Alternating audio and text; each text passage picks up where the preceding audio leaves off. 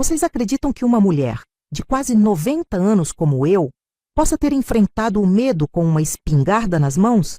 Pois foi exatamente o que aconteceu quando aqueles homens apareceram querendo tomar minhas terras. Lembro como se fosse hoje, o suor escorrendo pela testa, o coração martelando no peito, mas o olhar firme. Na minha propriedade, quem dá as ordens sou eu. Disse com uma voz que não tremia, mesmo quando por dentro eu estava apavorada. Eles foram embora, mas sabiam que voltariam. E eu sabia que precisaria ser ainda mais forte. Mas vamos com calma. Vocês devem estar se perguntando quem é essa velha teimosa que tem tanta história para contar. Sou Iraci, tenho 89 anos agora, e minha jornada começou em 1936, quando nasci numa fazendinha no interior de São Paulo. Sabe o que mais me deixaria feliz enquanto compartilho minhas memórias com vocês? Ver que alguém se importa com o que uma senhora como eu tem a dizer. Se puderem se inscrever no canal, seria como um abraço caloroso para esta velhinha, me dando forças para continuar desfiando os fios da minha vida para vocês. Nasci em uma família simples, numa época em que o destino das mulheres era traçado antes mesmo de aprenderem a andar. Meu pai, seu Sebastião, era um homem de poucas palavras e muitos silêncios. Trabalhava de sol a sol num pedaço de terra que mal dava para o sustento. Minha mãe, Dona Teresa, carregava nos olhos um brilho apagado, como quem guardava sonhos que nunca tiveram permissão para florescer. Nossa casa era pequena, mas o quintal... o quintal era meu reino! Entre as bananeiras e os pés de mandioca, eu inventava mundos onde meninas podiam ser o que quisessem. Adorava subir no abacateiro mais alto e ficar observando o horizonte, imaginando o que existiria além daquelas colinas que emolduravam nossa propriedade. Iraci, desce daí! Menina, não fica trepada em árvore que nem macaco! Minha mãe gritava, preocupada com o que os vizinhos pensariam de uma filha tão rebelde. Eu descia contrariada, mas guardava dentro de mim aquela sensação de liberdade, como um tesouro secreto que ninguém poderia me tirar. Na escola, que frequentei até o 3º ano primário, adorava matemática. A professora dizia que eu tinha facilidade com os números, um talento raro para uma menina do campo. Mas aos 12 anos, meu pai decidiu que já era o suficiente. Para que mais estudo? Mulher precisa é saber cozinhar, costurar e obedecer ao marido. Ele sentenciou, surdo aos meus apelos e às lágrimas silenciosas da minha mãe, que talvez visse em mim a chance de uma vida diferente da que ela teve. Assim, troquei os cadernos pelas panelas, os livros pelo tanque de lavar roupa, mas à noite, à luz de lamparina, pegava escondido o jornal que embrulhava as compras e tentava decifrar as notícias, com medo de esquecer o que havia aprendido. Os anos passaram depressa demais. Em 1953, aos 17 anos, eu havia me transformado numa moça que chamava a atenção por onde passava. Não por vaidade minha, mas porque tinha herdado os traços marcantes da minha avó paterna. Olhos grandes e escuros, cabelos negros que desciam como uma cascata até a cintura, e uma pele que, segundo diziam, parecia porcelana. Foi numa festa de São João daquele ano que tudo mudou. Enquanto dançava ao redor da fogueira, senti um olhar pesado sobre mim. Era o Coronel João, o homem mais poderoso da região.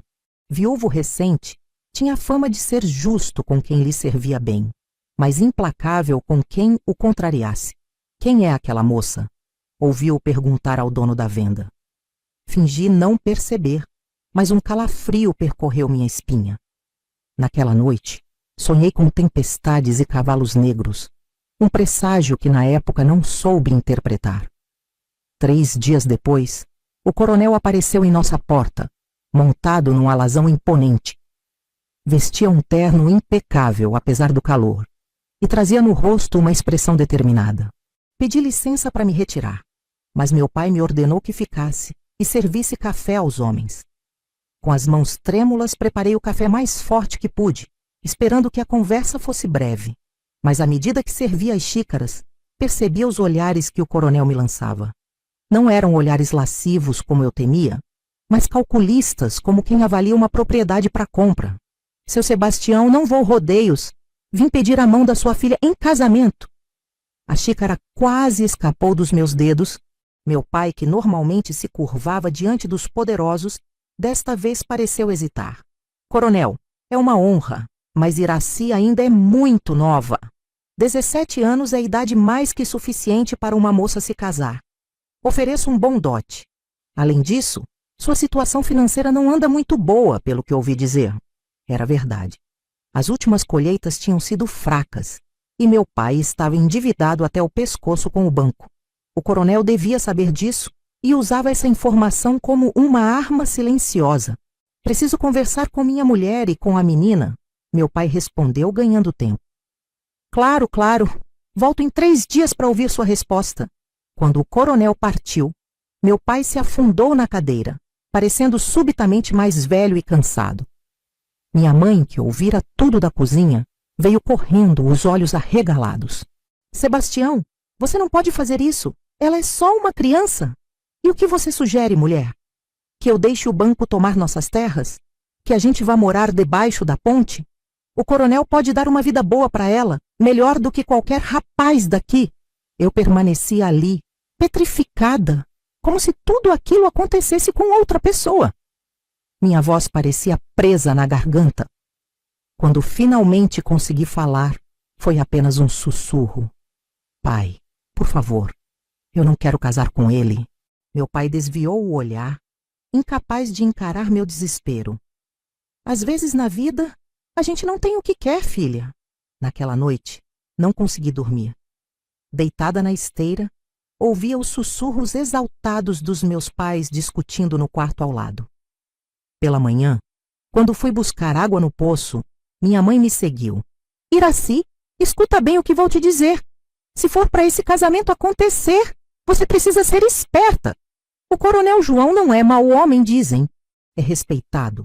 Nunca se ouviu falar que bata em mulher ou em empregado. Mas é duro, acostumado a mandar. Mãe, não quero esse casamento, não posso fugir. Ela segurou meu rosto entre as mãos calejadas. E ir para onde, minha filha? Uma moça sozinha por esse mundo. Sabe o que acontece? Às vezes é melhor aceitar o destino e aprender a dobrar o vento a seu favor, como os galhos finos que não quebram na tempestade. Os 3 dias passaram num piscar de olhos. Quando o coronel retornou, meu pai já tinha sua resposta. Negociaram como se eu fosse uma cabeça de gado. Tantos alqueires de terra como dote. A promessa de uma casa para meus pais na cidade. O pagamento das dívidas. O casamento foi marcado para dali a 1 mês. Tudo acontecia como num sonho confuso, do qual eu não conseguia despertar.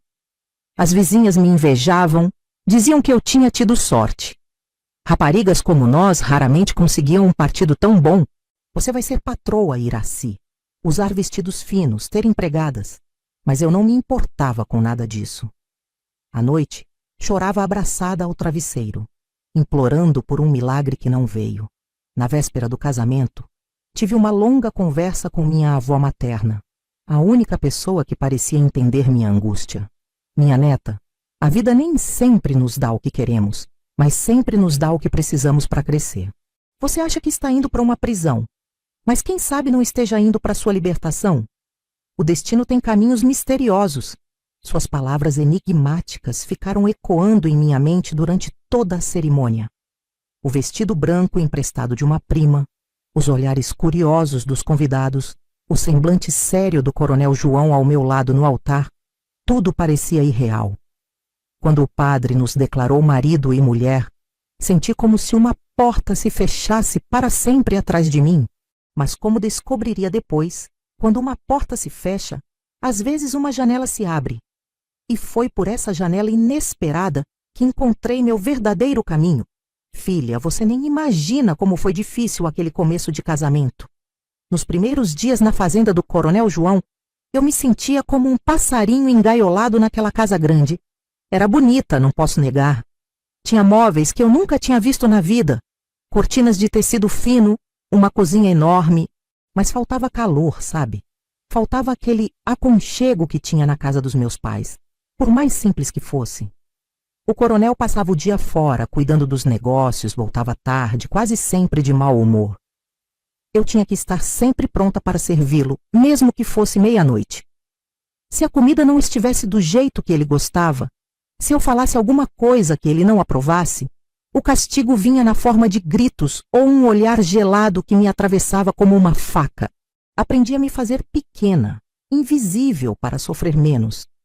Mas por dentro, eu ainda era aquela menina sonhadora. Quando estava sozinha, olhava pela janela o céu azul de São Paulo e imaginava como seria poder voar para longe dali. Nos primeiros meses, chorava escondida todas as noites, com saudades da minha mãe, do nosso quintal, até do meu pai. Apesar de tudo, a única pessoa que me tratava com um pouco de gentileza era Helena, a cozinheira mais velha da casa. Ela percebia meu sofrimento e, às vezes, deixava um pedaço de doce para mim, ou me contava histórias da região para me distrair. Menina, a vida é assim mesmo para nós mulheres, ela me dizia. Mas sempre tem uma fresta de luz, por menor que seja. É só saber procurar.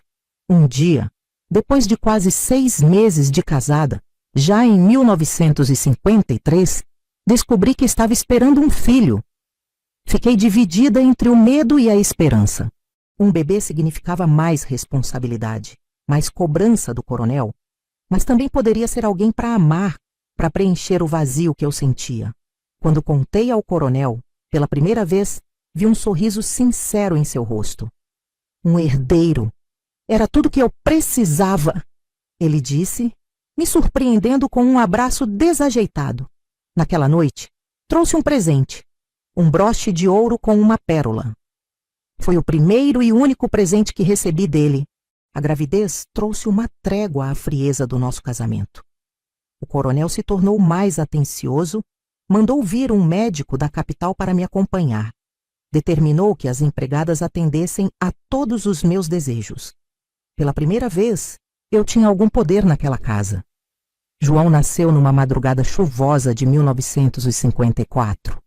Um parto difícil, que durou quase um dia inteiro. Pensei que não sobreviveria, tamanha era a dor, mas quando colocaram aquele pacotinho vermelho e chorão nos meus braços, uma força desconhecida tomou conta de mim. Era meu filho, sangue do meu sangue. Por ele, eu seria capaz de enfrentar qualquer coisa. O coronel ficou orgulhoso com o menino forte que levaria seu nome. Fez uma festa que durou 3 dias para apresentar o herdeiro. Todo mundo da região apareceu, mais por medo do que por amizade. Lembro que fiquei sentada numa cadeira especial como uma rainha, recebendo os cumprimentos, enquanto observava aquela gente que falava mal do coronel pelas costas, agora bebendo sua cachaça e comendo em sua mesa. 2 anos depois, em 1956, nasceu Maria, minha filha. O coronel não escondeu a decepção por não ser outro menino, mas eu estava radiante.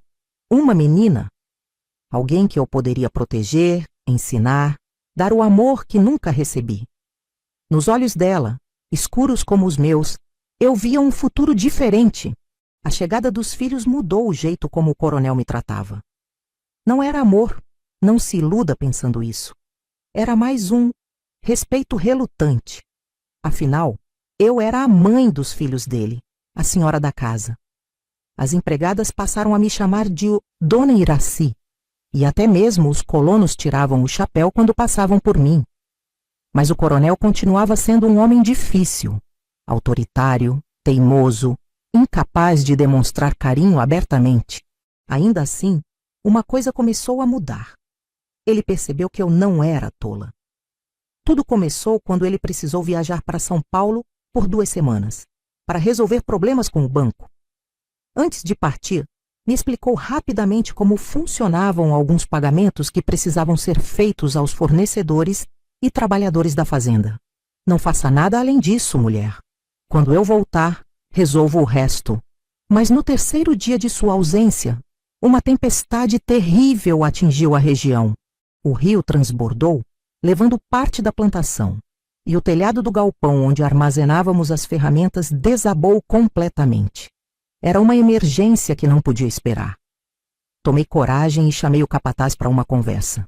Seu Juvenal, precisamos agir rápido. Quero que o senhor organize os homens para salvar o que puder da plantação. Vamos usar os bois para puxar as toras que estão atravancando o curso d'água. E mande chamar o Zé Carpinteiro para reconstruir o telhado do galpão antes que as ferramentas enferrujem todas. O capataz me olhou espantado, como se eu tivesse duas cabeças. Mas, dona, o coronel não deixou ordem sobre isso. O coronel não está aqui para ver o estrago. E quando voltar, vai querer saber por que não fizemos nada. A responsabilidade agora é minha. Falei com uma firmeza que nem eu sabia que tinha. Por dentro, estava tremendo como vara verde, mas não podia demonstrar. Se mostrasse fraqueza, estaria tudo perdido. Para minha surpresa, o capataz obedeceu. E não só ele, mas todos os trabalhadores. Talvez por curiosidade de ver até onde iria a ousadia da patroa jovem, talvez por saberem que eu estava certa. Nos dias seguintes, não fiquei apenas dando ordens. Arregacei as mangas e ajudei no que pude. Aprendi sobre as culturas, sobre o gado, sobre como funcionavam os negócios da fazenda. Fiz contas, acertei pagamentos, negociei prazos. A cada nova tarefa, senti uma confiança crescer dentro de mim. Quando o coronel voltou e soube de tudo, esperava uma explosão de fúria. Mas, para minha surpresa, ele apenas me olhou de uma forma diferente, como se me visse de verdade pela primeira vez. Não pensei que você fosse tão esperta, mulher. Não era bem um elogio, mas foi a primeira vez que ele reconheceu algo em mim, além da minha aparência, ou da minha função como mãe dos seus filhos. A partir daquele dia, o coronel começou relutantemente a me explicar sobre os negócios da fazenda. No começo era apenas para me preparar para emergências como aquela, mas logo se tornou um hábito. Ele falava sobre as plantações, os preços do café, os problemas com os fornecedores, e eu absorvia tudo como uma esponja sedenta. À noite, quando todos dormiam, eu pegava os livros de contabilidade e estudava cada entrada, cada número, tentando entender os padrões, os segredos daquele mundo que antes me parecia tão distante. Quando descobria algum erro ou uma forma de economizar, criava coragem para sugerir ao coronel no dia seguinte. No início, ele ria das minhas ideias, mas aos poucos percebeu que muitas delas faziam sentido. Essa cabeça não é só para segurar cabelo, hein? Ele dizia, numa das raras ocasiões em que demonstrava algo próximo do humor. Enquanto aprendia sobre os negócios, também me dedicava a ensinar meus filhos. João era um menino esperto, curioso, sempre querendo saber como as coisas funcionavam. Maria, mais quieta, tinha um talento natural para os números que me enchia de orgulho. Ensinava a eles as letras, as contas, histórias que minha avó me contava. E, principalmente, tentava mostrar que o mundo era maior que aquela fazenda, maior que as regras rígidas do pai deles. Mamãe, por que tenho que aprender isso tudo? Papai diz que vou herdar a fazenda de qualquer jeito, João me perguntou um dia. Meu filho, quem tem conhecimento tem poder. Se conhecer bem o que é seu, ninguém poderá tirar de você. Os anos foram passando, e quanto mais eu aprendia sobre a fazenda, mais percebia que havia espaço para melhorias.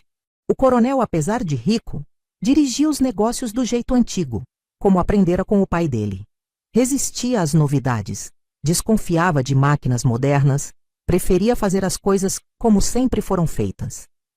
Mas o mundo estava mudando, e eu sabia que precisávamos mudar com ele. Foi mais ou menos quando João completou 8 anos, por volta de 1962, que comecei a insistir para que ele conhecesse pessoas diferentes, que estudassem em uma escola boa na capital. O coronel, no início, foi contra. Para quê, mulher? O menino vai aprender tudo o que precisa aqui na fazenda. Estudar demais só enche a cabeça de bobagem. Mas eu não desisti. À noite, quando estávamos a sós, eu falava dos filhos dos outros fazendeiros que estudavam em colégios internos, que aprendiam línguas, matemática avançada. Falava como era importante estar preparado para o futuro, como o mundo estava mudando depressa demais. Até que um dia, depois de meses de conversa, ele finalmente cedeu. Está bem, mulher. O moleque pode ir para o colégio dos padres em São Paulo, mas tem que vir para casa nos finais de semana. E nada de ficar com ideias modernas demais na cabeça. Foi uma vitória e tanto. Ver meu filho arrumando as malas para ir estudar na capital me encheu de um orgulho que eu nem sabia explicar. Claro que senti saudades, chorei escondida muitas vezes, mas sabia que era o melhor para ele. Com Maria foi mais difícil. O coronel não via necessidade nenhuma de educar meninas além do básico. Para quê? Ela vai casar, ter filhos, cuidar da casa. Não precisa de tanto estudo. Mas eu estava determinada a não deixar minha filha passar pelo mesmo que eu. Então, secretamente, comecei a ensinar Maria em casa. Nas horas em que o coronel estava fora, eu e ela nos sentávamos na varanda dos fundos e eu repassava tudo o que tinha aprendido nos livros, nos jornais, nas conversas com as pessoas da cidade. Helena, a cozinheira, ficava de vigia, pronta para nos avisar se o patrão chegasse de repente. Dona Irace, a senhora está arriscando demais. Helena me dizia às vezes preocupada. Se o coronel descobrir... Se ele descobrir, eu assumo a responsabilidade. Mas minha filha não vai crescer na ignorância, Helena. Não vai depender de homem nenhum para decidir sua vida. Maria era uma aluna brilhante. Aprendia tudo com uma rapidez que me deixava espantada. Logo estava lendo livros que eu mal conseguia entender, resolvendo problemas de matemática que me deixavam confusa. A menina tinha um dom, e eu estava decidida a não deixar que fosse desperdiçado. Quando Maria completou 10 anos em 1966, decidi que era hora de enfrentar o coronel. Armei-me de coragem e, depois do jantar, quando ele estava de bom humor após alguns goles de cachaça, trouxe o assunto à tona. João, preciso falar com você sobre a Maria. Ele ergueu os olhos do jornal, surpreso por eu usar seu primeiro nome, coisa que raramente fazia. O que tem a menina? Ela precisa estudar como o João. É inteligente, talvez até mais que o irmão. Seria um desperdício não dar a ela a mesma oportunidade. O coronel bateu o jornal na mesa, o rosto vermelho de raiva. Já começamos com essa conversa de novo? Já disse que menina não precisa de tanto estudo. No máximo, um pouco de piano e francês para fazer bonito nas reuniões sociais. Mas que isso é bobagem. Respirei fundo, mantendo a calma. Eu discordo. Os tempos estão mudando. As mulheres estão ocupando lugares diferentes na sociedade. Não quero que nossa filha fique para trás. E desde quando você entende de sociedade, Iraci? Você é apenas uma... Ele parou, e eu vi algo em seus olhos. Talvez um lampejo de reflexão. Talvez tenha lembrado de como eu havia administrado a fazenda naquela emergência, ou de como minhas sugestões para os negócios tinham dado certo. Olha, ele disse num tom mais conciliador. Vamos fazer um acordo. A menina pode ter um professor particular aqui em casa 3 vezes por semana. Mas nada de ir para a cidade, nada de colégio interno. E no momento em que eu perceber que ela está ficando muito cheia de ideias modernas, acabamos com isso. Não era tudo o que eu queria, mas era um começo. Obrigada, João. Foi só o que disse, mas por dentro estava explodindo de alegria.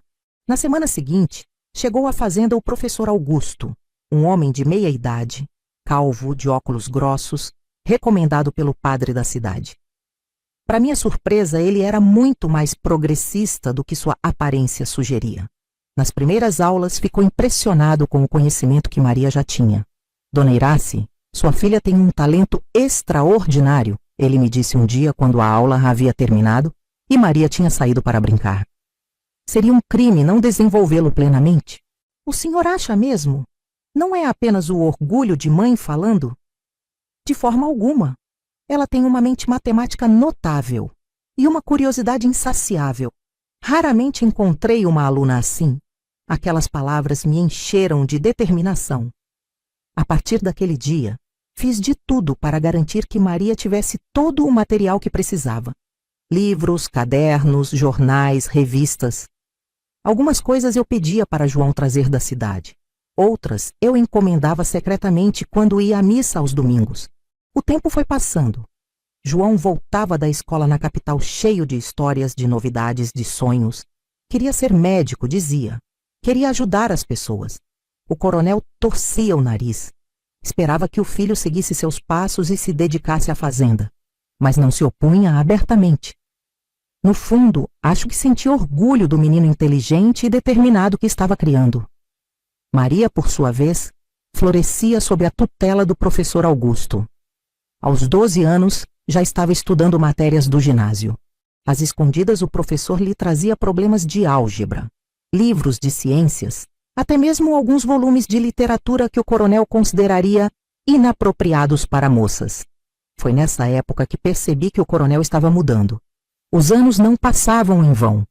Ele, que sempre fora tão enérgico, tão dominador, começava a mostrar sinais de cansaço. Às vezes o pegava olhando pela janela, um olhar distante, como se contemplasse coisas que apenas ele podia ver. Uma noite, quando estávamos sozinhos na varanda, observando as estrelas, um hábito que tínhamos adquirido com o tempo, ele me surpreendeu com uma confissão. Sabe, Iraci, às vezes penso se fiz a coisa certa. Como assim? Perguntei sem entender. Com tudo? Com a fazenda, com os filhos, com você? Fiquei em silêncio, esperando que ele continuasse. Eu era um homem diferente quando te conheci.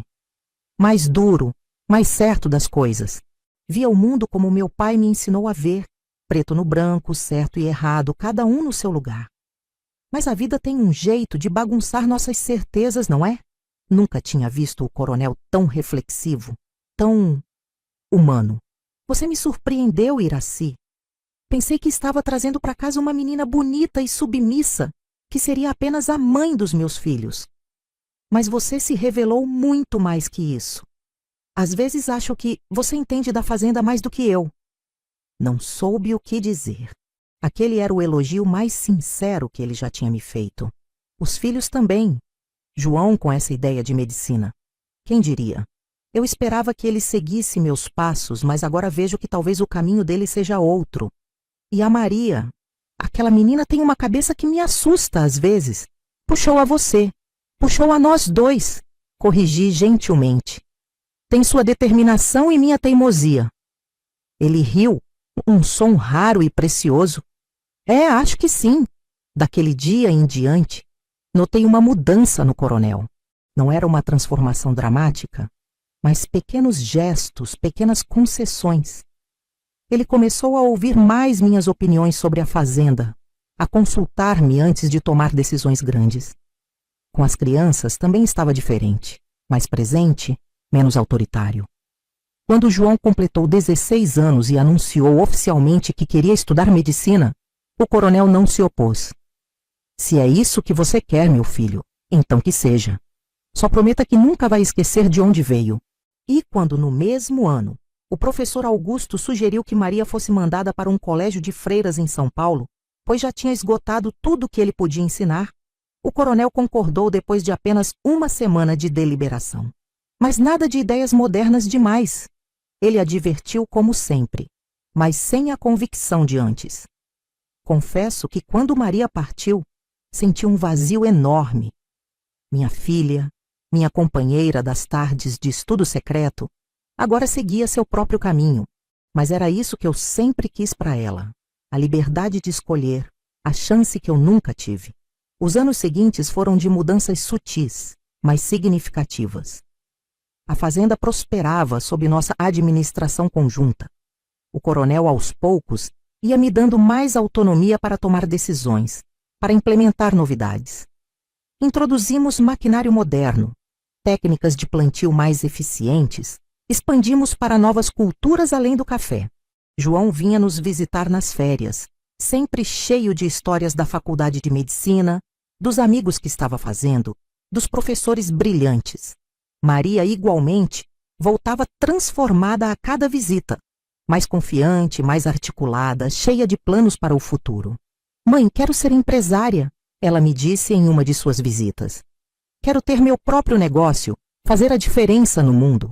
Olhei para ela com orgulho e pensei na menina que costumava se esconder comigo na varanda dos fundos para aprender a ler e escrever. Você pode ser o que quiser, minha filha. O mundo está se abrindo para mulheres como você. Foi a senhora que abriu esse caminho para mim, mãe. Nunca vou me esquecer disso.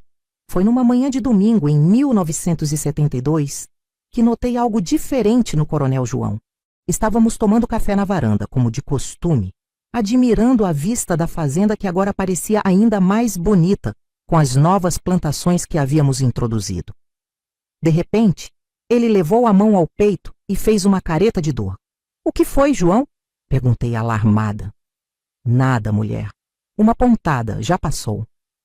Ele sorriu, tentando me tranquilizar, mas vi que seu rosto estava pálido, coberto por um suor frio. Insisti para que ele descansasse e, relutantemente, ele concordou. Mas naquela mesma noite, a dor voltou, mais forte. Desta vez, não havia como disfarçar. Mandei chamar o doutor Geraldo com urgência. O médico chegou depois de quase 2 horas, que pareceram uma eternidade. Examinou o coronel detalhadamente e depois me chamou para conversar em particular. Dona Iraci, seu marido teve um ataque cardíaco, ele explicou com voz grave. Não foi dos piores, mas é um alerta sério. Ele vai precisar de repouso absoluto por algumas semanas e depois terá que mudar drasticamente alguns hábitos. Nada de bebida, fumo, comidas gordurosas e, principalmente, nada de estresse. Agradeci ao doutor e voltei para o quarto, onde o coronel estava deitado, parecendo subitamente mais velho e frágil. — O que ele disse? Perguntou impaciente. — Que você precisa descansar, respondi segurando sua mão. E que por algum tempo vou ter que cuidar de tudo na fazenda. Ele tentou protestar, mas outro espasmo de dor o fez recuar. — Está bem, mulher, mas só até eu me recuperar, entendeu? Nada de decisões importantes sem me consultar. — Claro, claro, concordei, escondendo um pequeno sorriso.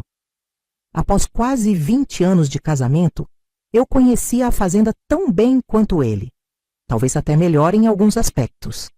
Nos dias seguintes, assumi completamente a administração. Levantava antes do sol, verificava as plantações, conversava com os trabalhadores, negociava com os compradores, cuidava da contabilidade. Era muito trabalho, mas sentia uma satisfação profunda em ver que era capaz. O problema surgiu quando um dos nossos principais clientes, um exportador de café da capital, veio à fazenda para negociar a safra daquele ano. Sr. Macedo era conhecido por ser um negociador duro, que gostava de pressionar os fazendeiros até conseguir os preços mais baixos possíveis. Dona Iraci, ele disse com um sorriso condescendente. — Como vai o coronel? Uma pena ele estar indisposto. Talvez devêssemos adiar esta negociação até que ele esteja melhor. — Não será necessário, Sr. Macedo, respondi com firmeza. Estou plenamente autorizada a conduzir os negócios da fazenda.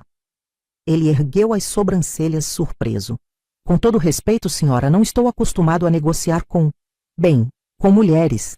São assuntos complexos, envolvem muitos números, estratégias. Sei exatamente como funcionam essas negociações, né, Sr. Macedo?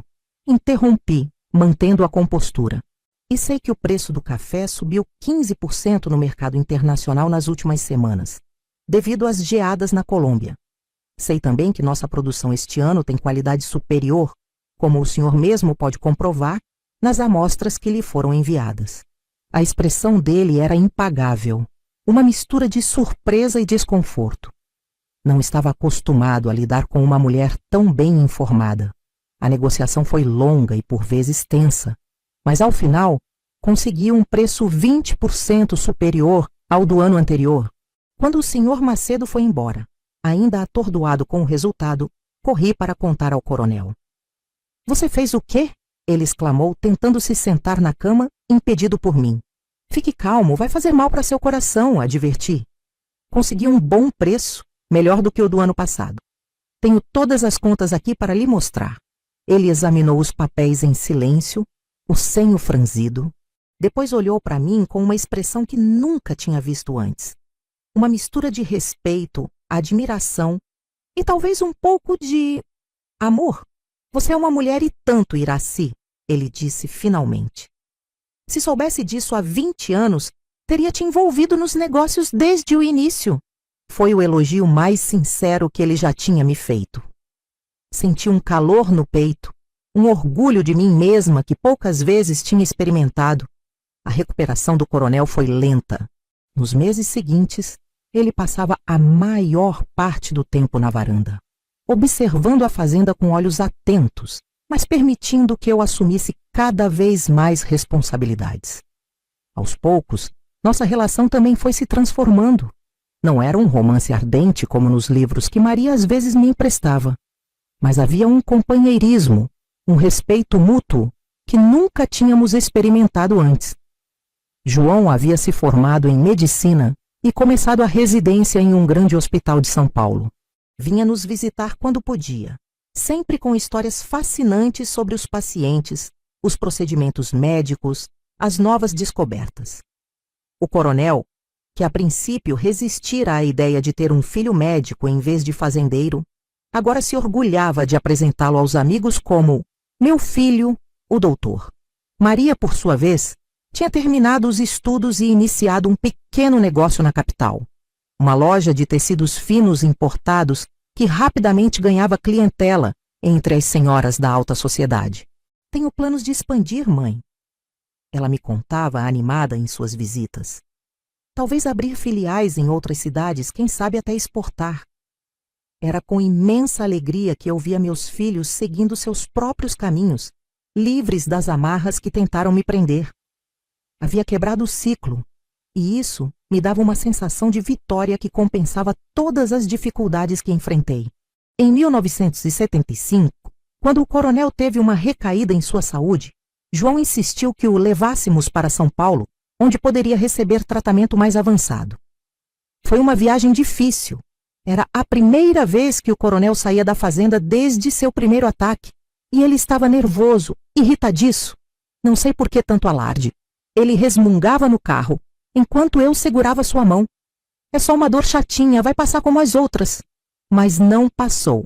Os exames em São Paulo revelaram que seu coração estava muito mais comprometido do que imaginávamos. Precisaria de uma cirurgia delicada, com riscos consideráveis para alguém de sua idade. Na noite anterior à operação, fiquei sozinha com ele no quarto do hospital.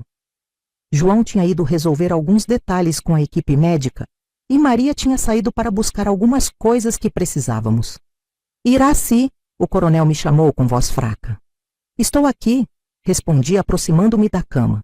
Se alguma coisa acontecer comigo amanhã... Não diga isso, cortei, apertando sua mão. Vai dar tudo certo. Me escute, mulher.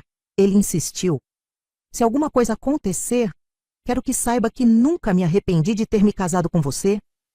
No começo, confesso, só via sua beleza. Mas com o tempo, descobri uma mulher forte, inteligente, capaz de muito mais do que eu jamais imaginei. Senti as lágrimas escorrerem pelo meu rosto. Era a primeira vez que o coronel falava tão abertamente sobre seus sentimentos. Você me fez um homem melhor, Iraci. Me ensinou a ver o mundo de forma diferente e deu a nossos filhos a educação e as oportunidades que eu, na minha teimosia, talvez tivesse negado a eles. Por isso, obrigado. Naquele momento percebi que, apesar de todas as dificuldades, de todos os momentos de tristeza e solidão, nosso casamento tinha se transformado em algo significativo. Não era o amor romântico com que as meninas sonham, mas era um vínculo forte, tecido com os fios da experiência compartilhada, do respeito mútuo, da família que construímos juntos. A cirurgia foi um sucesso, mas a recuperação foi complicada. O coronel passou quase um mês no hospital e depois mais 2 meses na casa de João em São Paulo, até estar forte o suficiente para voltar à fazenda. Quando finalmente retornamos, ele parecia ver tudo com olhos diferentes. A casa, as plantações, as pessoas. Quase morrer faz a gente valorizar o que tem, Iraci, ele comentou, enquanto observávamos o pôr do sol na varanda, no nosso primeiro dia de volta. A partir dali, ele pareceu determinado a aproveitar cada dia como se fosse o último. Estava mais gentil com os empregados, mais paciente com os problemas, mais aberto a novas ideias.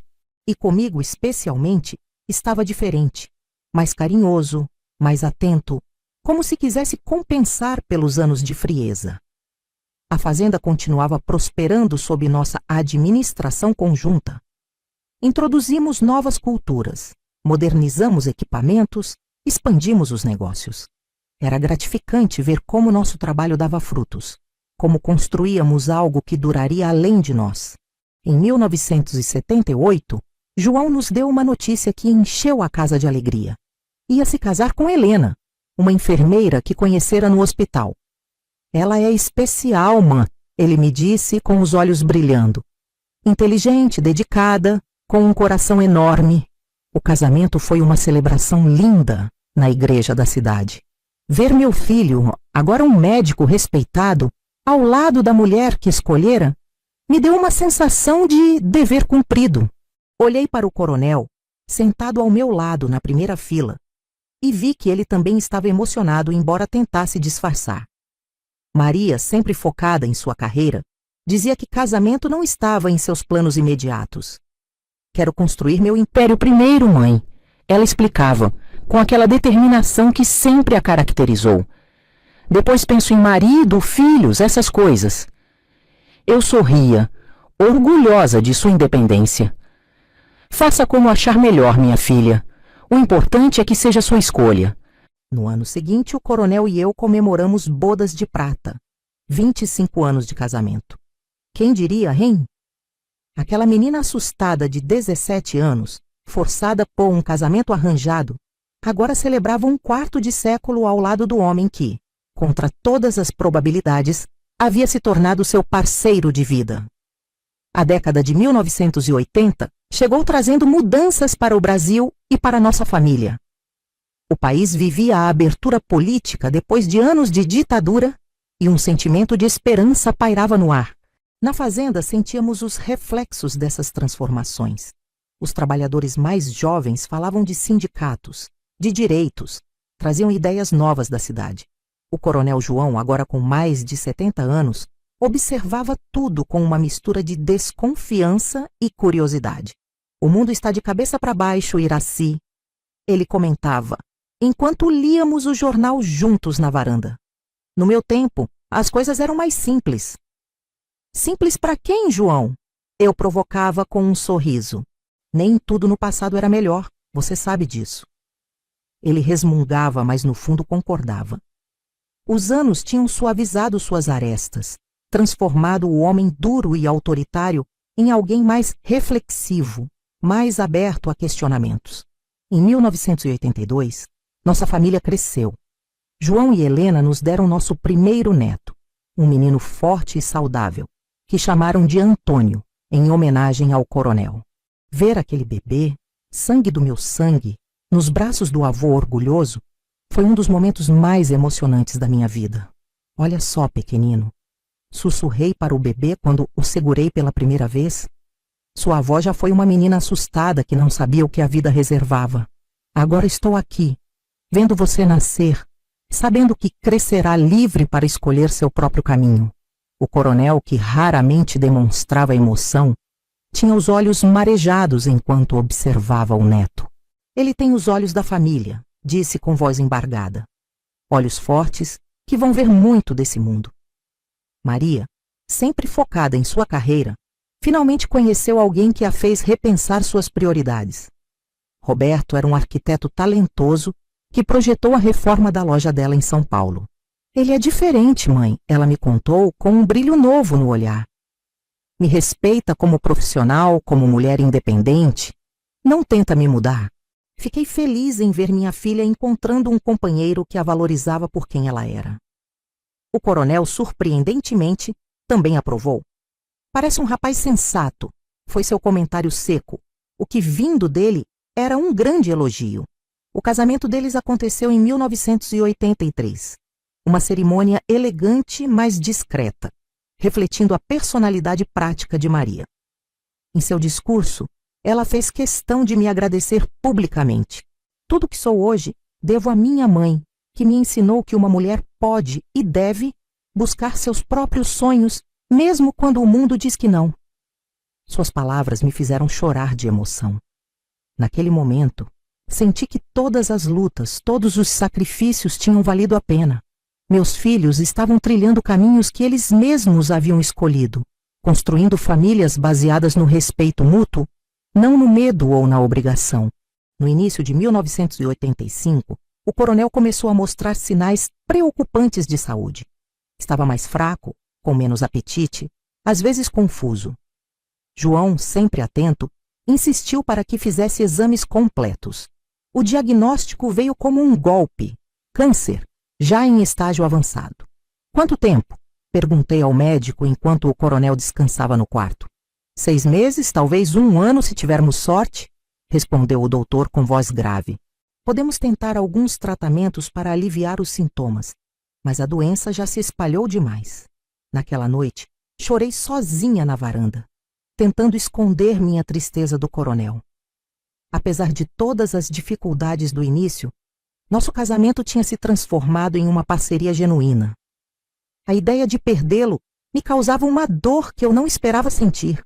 O que está fazendo aqui fora sozinha, mulher? A voz dele me surpreendeu. Limpei rapidamente as lágrimas e me virei, só admirando as estrelas. Estão bonitas hoje. Ele se sentou ao meu lado com dificuldade. Não precisa fingir, Iraci. João me contou tudo.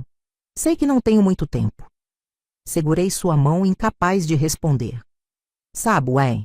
Ele continuou olhando para o céu. Tive uma vida boa. Não perfeita, cometi muitos erros, fui duro demais às vezes, mas ao final não posso reclamar. Tenho uma fazenda próspera, filhos que me enchem de orgulho, um neto maravilhoso, e tive você ao meu lado. João, comecei, mas ele me interrompeu. Deixe-me falar enquanto ainda tenho clareza para isso. Quero que saiba que, apesar de como o nosso casamento começou, acabei me apaixonando por você, Iraci. Não do jeito romântico dos livros, mas de um jeito real, profundo. Você me ensinou muito mais do que eu jamais imaginei poder aprender. Suas palavras tocaram meu coração, de uma forma que nunca havia acontecido antes. Em mais de 30 anos de casamento, era a primeira vez que ele falava de amor. Também aprendi a te amar, João. Respondi com sinceridade. Não foi fácil, mas aconteceu. Nos meses seguintes, cuidei dele com toda a dedicação. João vinha regularmente da capital para acompanhar o caso, trazendo medicamentos, supervisionando os cuidados. Maria e Roberto também apareciam sempre que podiam, trazendo o pequeno Antônio, que enchia a casa de alegria com suas correrias e risadas. Uma tarde, enquanto o coronel cochilava na varanda, Maria se aproximou de mim. Mãe, tenho uma notícia para te dar. Estou grávida. Abracei-a forte, tentando conter as lágrimas de alegria. Seu pai vai ficar tão feliz. Acha que ele vai aguentar até o bebê nascer? Ela perguntou preocupada. Não sei, filha, mas vamos dar a ele essa esperança. Quando contamos ao coronel sobre o bebê a caminho, seus olhos cansados brilharam com uma luz renovada. Outro netinho, murmurou com um sorriso fraco. Ou netinha, tanto faz. Será bem-vindo neste mundo. A partir daquele dia, ele pareceu reunir forças para lutar contra a doença. Queria conhecer aquela nova vida, segurar mais uma vez um bebê de sua linhagem nos braços. João, sempre realista, me advertiu para não criar muitas expectativas. O câncer está avançando, mãe. Ele está sofrendo mais do que demonstra. Eu sabia disso. Via a dor nos olhos dele, notava como estava cada vez mais magro, mais fraco, mas também via sua determinação em se agarrar à vida, em estar presente para a chegada do novo neto. Em dezembro de 1985, tivemos a última grande reunião familiar na fazenda. João e Helena trouxeram o pequeno Antônio, agora com 3 anos, falante e curioso. Maria, com a barriga já bastante visível, veio com Roberto. Foi um Natal simples, mas cheio de significado. O coronel, sentado em sua poltrona favorita, observava a cena com olhos atentos, como se quisesse guardar cada detalhe na memória. Em um momento, quando ficamos a sós, ele segurou minha mão. Obrigado, Iraci. Pelo quê? Por tudo isto, por esta família que construímos juntos, por não ter desistido, mesmo quando eu não merecia sua dedicação. O ano novo chegou, e com ele, a piora definitiva do estado do coronel. Agora passava a maior parte do tempo na cama, consumido pela dor e pela fraqueza. Eu ficava ao seu lado dia e noite, segurando sua mão, lendo para ele, conversando sobre memórias antigas. Uma madrugada de fevereiro de 1986, ele acordou sobressaltado, chamando meu nome. Estou aqui, respondi, acendendo o lampião. Sonhei com o dia em que nos conhecemos, ele disse com voz fraca. Você estava dançando ao redor da fogueira na festa de São João, lembra? Lembro, confirmei, surpresa que ele guardasse aquela lembrança com tanto carinho. Você estava tão bonita, Iraci, tão cheia de vida. Foi quando soube que tinha que te ter como esposa. Sorri com lágrimas nos olhos. E eu estava apavorada quando você apareceu na nossa porta pedindo minha mão em casamento. Ele riu, um som fraco e entrecortado. Eu era um homem assustador naquela época, não era? Cheio de certezas, de arrogância. Era, concordei. Mas mudou, João. Se transformou em alguém melhor. Graças a você, ele sussurrou apertando minha mão. Graças a você, adormeceu novamente, um sono inquieto.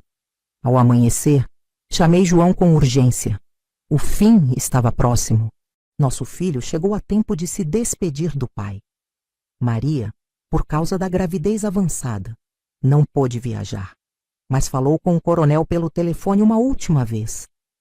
Na manhã do dia 15 de fevereiro, com João ao meu lado, vi o coronel abrir os olhos pela última vez. Ele olhou para nós dois. Tentou dizer algo, mas não conseguiu. Então, simplesmente sorriu, um sorriso sereno, quase feliz, e partiu. Apesar da tristeza, senti uma estranha paz. Ele tinha vivido sua vida até o fim, tinha visto seus filhos crescerem e se tornarem pessoas de bem, tinha conhecido seu primeiro neto, tinha feito as pazes com seus erros do passado e, ao fim, tinha descoberto o amor. Não o amor possessivo e controlador de sua juventude, mas um amor maduro, baseado no respeito e na admiração mútua. O funeral foi simples, como ele teria desejado. Toda uma comunidade compareceu. Trabalhadores da fazenda, comerciantes da cidade, fazendeiros vizinhos. Muitos vieram me abraçar, contar histórias sobre como o coronel os havia ajudado em momentos difíceis, como havia sido um patrão justo, principalmente nos últimos anos. Uma semana depois, Maria deu à luz uma menina linda que chamou de Rosa, em minha homenagem. Segurando aquela criança nos braços, senti uma mistura de alegria e melancolia. O ciclo da vida continuava. Um partia, outro chegava.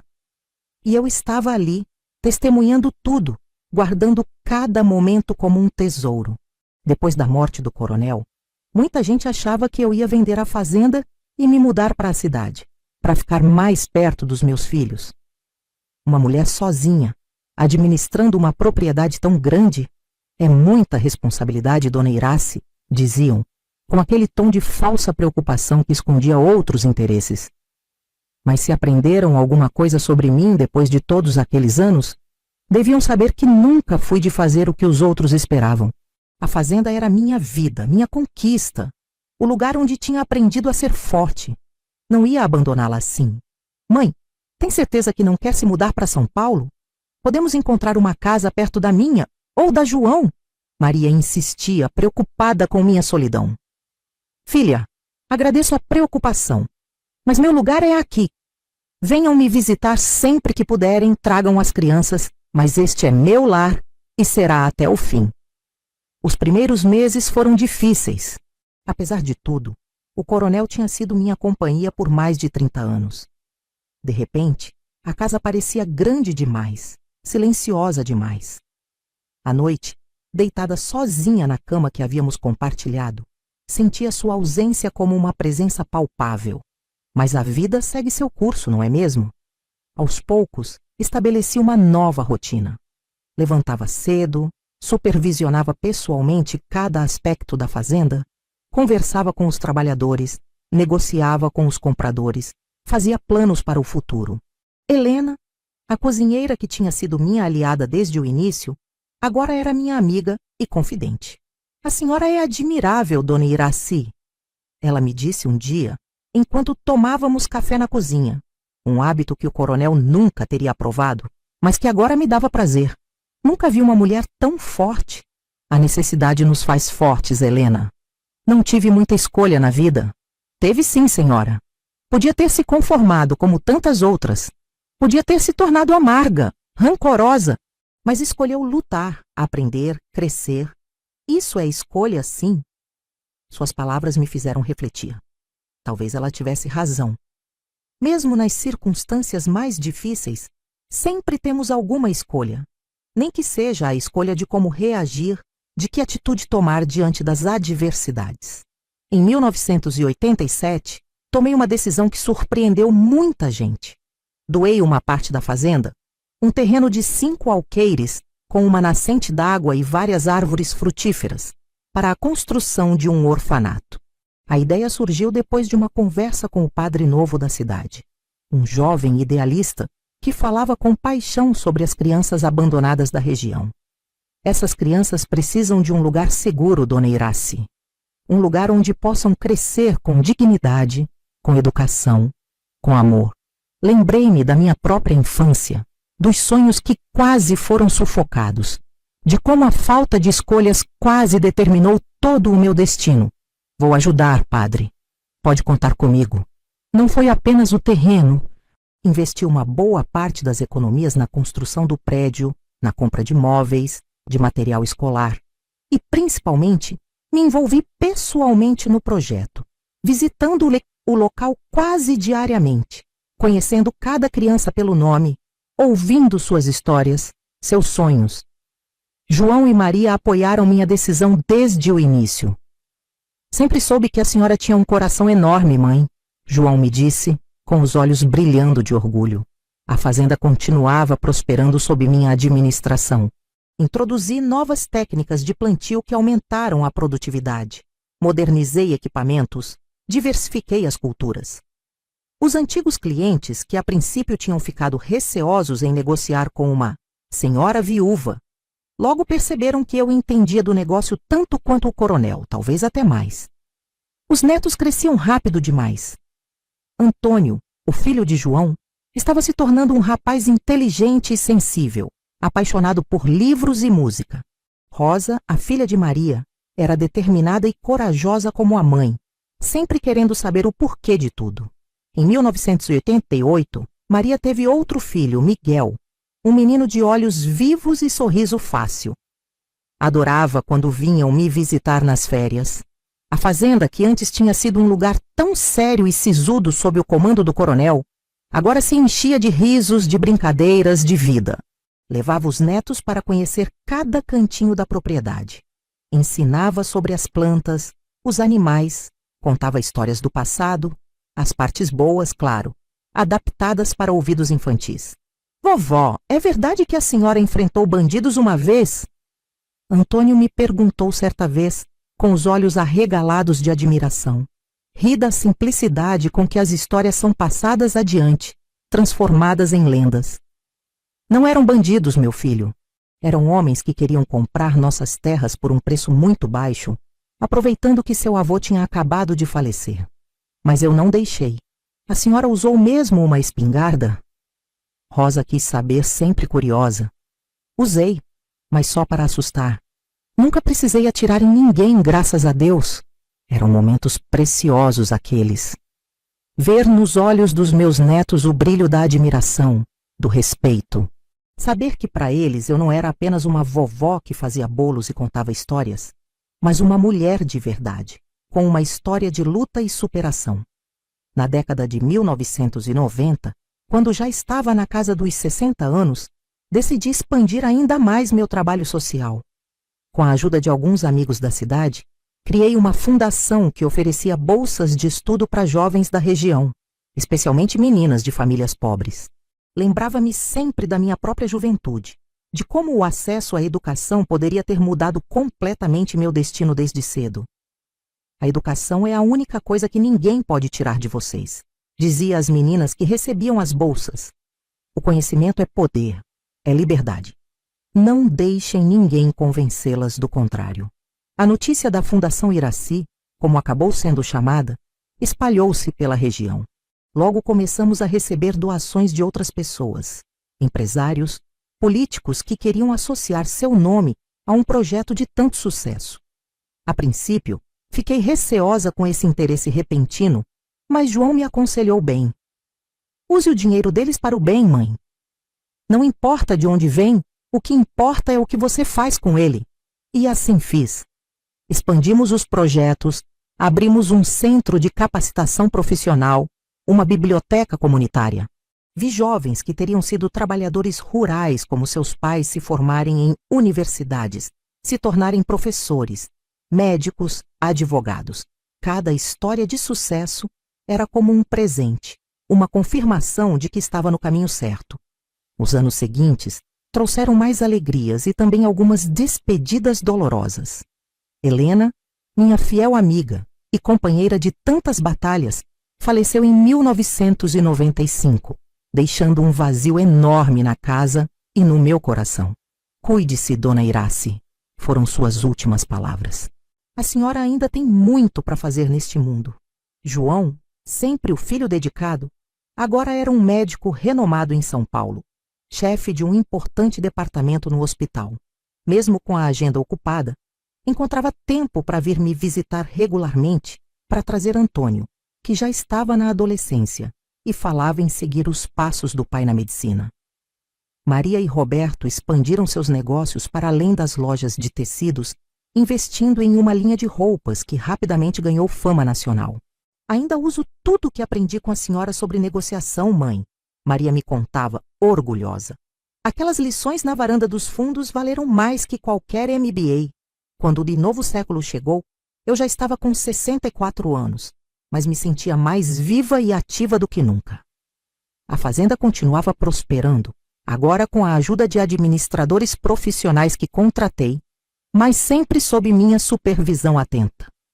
A fundação atendia centenas de jovens por ano, transformando vidas, abrindo caminhos. Em 2005, recebi uma visita inesperada. Era uma senhora elegante, por volta dos 60 anos, que se apresentou como Iracema. O nome não me dizia nada de início, até que ela explicou. Dona Irace, a senhora não me conhece, mas eu a conheço desde menina. Meu pai trabalhou na sua fazenda, e eu estudei com uma bolsa da sua fundação. Hoje sou professora universitária em São Paulo. Vim agradecer pessoalmente, porque sei que sem sua ajuda, minha vida teria sido muito diferente. Aquele encontro me emocionou profundamente. Ver o resultado concreto do trabalho de uma vida, saber que havia tocado destinos, mudado trajetórias, era uma recompensa que nenhum dinheiro poderia comprar. Os anos foram passando, trazendo mudanças naturais da idade. Meus cabelos, antes negros como a noite, agora estavam completamente brancos. O corpo já não tinha a mesma energia, precisava de mais descanso, mais cuidados. Mas a mente continuava alerta, curiosa, cheia de planos. Hoje, aos 89 anos, olho para trás e vejo uma vida que valeu a pena ser vivida. Não foi fácil, houve momentos de dor, de medo, de dúvida. Mas houve também conquistas, alegrias, realizações que superaram todas as expectativas da menina que um dia fui. Tenho 4 bisnetos agora, 2 filhos de Antônio, que se casou com uma colega médica, e 2 de Rosa, que seguiu os passos da mãe no mundo dos negócios. Quando os vejo correndo pelo quintal da fazenda, livres, felizes, cheios de possibilidades, sinto que tudo valeu a pena. Fiz as pazes com o passado há muito tempo, até com a memória do Coronel João. Fiz as pazes com ele. Era produto do seu tempo, criado para ser o homem que foi. No final, mostrou que podia mudar, mesmo que um pouco. Quando olho para toda a minha família reunida, filhos, noras, genros, netos, bisnetos, sinto um orgulho que quase não cabe no peito. Construí algo que vai além de mim, que vai continuar quando eu não estiver mais aqui. Não apenas uma fazenda próspera, mas uma tradição de respeito, de igualdade, de coragem. Se pudesse deixar um conselho para as gerações futuras, seria este: não importa as circunstâncias em que você nasce ou que lhe são impostas, sempre há espaço para coragem, para crescimento, para mudança. Sempre há uma escolha a ser feita. mesmo quando parece que não há escolha nenhuma. Aquela menina de 17 anos obrigada a casar com um homem que mal conhecia, nunca poderia imaginar a mulher que se tornaria. A vida me deu limões, como se diz. E eu fiz não apenas uma limonada, mas todo um pomar. Quando eu partir, quero ser lembrada não como a viúva do Coronel João, mas como Iraci, a mulher que soube transformar adversidades em forças, que nunca permitiu que as circunstâncias definissem seu destino, que deixou um legado de amor, trabalho e esperança. Esta é minha história. Agradeço a vocês por terem me ouvido até aqui, por terem compartilhado comigo estas memórias, estas reflexões. Cada vida é uma história que merece ser contada.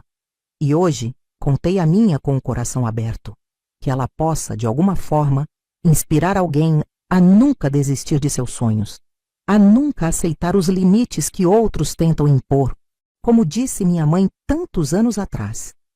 Às vezes é melhor aceitar o destino e aprender a dobrar o vento a seu favor, como os galhos finos que não quebram na tempestade. E foi isso que fiz durante toda a minha vida. Dobrei o vento a meu favor sem nunca quebrar, mesmo nas piores tempestades.